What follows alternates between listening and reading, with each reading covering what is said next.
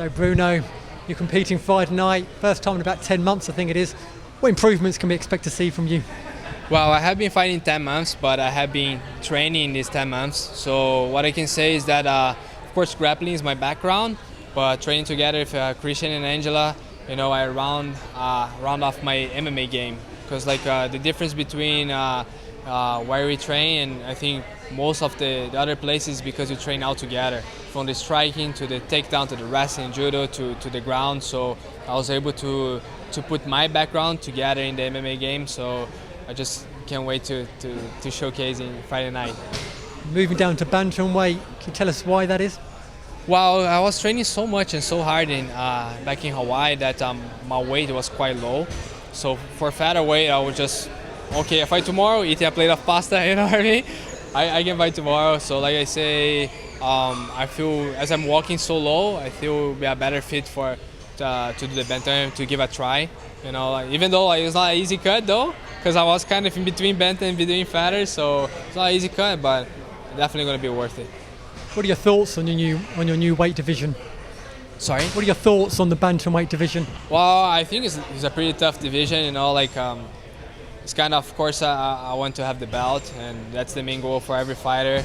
And a bit sad because the title holder is from my home country,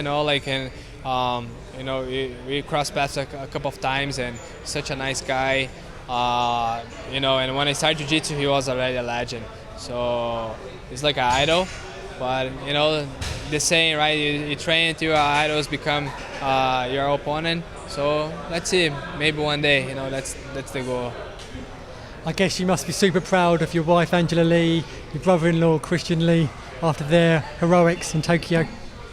You must be super proud of Angela and Christian after Tokyo. Oh yeah, that was great. That's one thing, these 10 months that I wasn't able to travel, I wasn't able to fight, but I wasn't able to follow them. So it was always a heart attack because it's different when you watch live and you were there, you endured the fight week with them. And for me, I was at home and trying to find a channel. Oh, please, watching the fight on the app or on the TV, and it's just you get more nervous. But I'm super proud of them or their achievement. And I saw before they leave for the fights, I saw how hard they train, and it's just I was nervous, but I was confident. So when I saw they back with the belt, it just put a big smile and give me inspiration for my next fights. How big is it for you to have the Lee family in your corner when you compete? Well, I could ask for a better family, in my family back in Brazil, I'm the only athlete, and to have them where the whole family do the same thing, so you can learn from everyone, right? Of course, the spotlights are on Christian and Angela, but they have another two siblings that are competing, also the amateur MMA, and they train since they were born, basically. So you see how are the techniques, and you learn if you're little kids with Christian and Angela with their dad. So you have so many sources of knowledge that I couldn't ask for a better environment.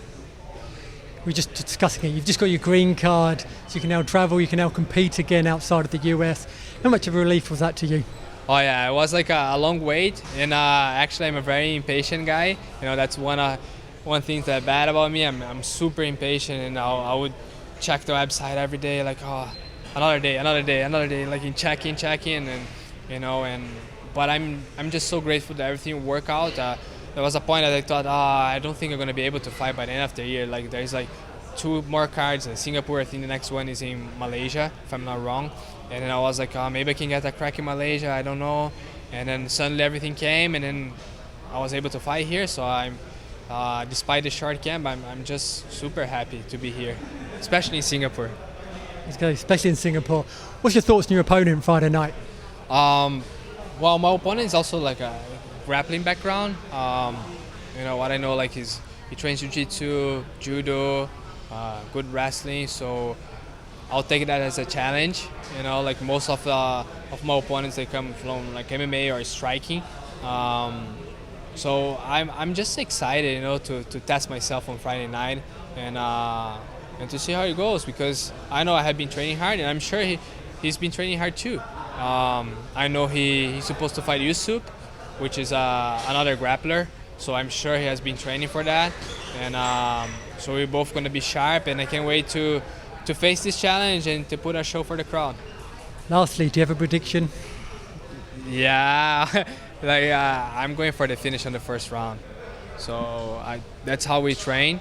You know, people always ask her, but are you not overconfident? But what I'm gonna say, like, I don't know, I'm gonna go for a split decision. No, like, you know, like I'm gonna go for the finish on the first round. That's how we train, and we train to finish opponents. And you know, he's another one. The strategy is made, the game plan is made, the training are done. So going there to finish. Good luck. Thank you. Thank you so much. Cheers. Thank you. Appreciate it.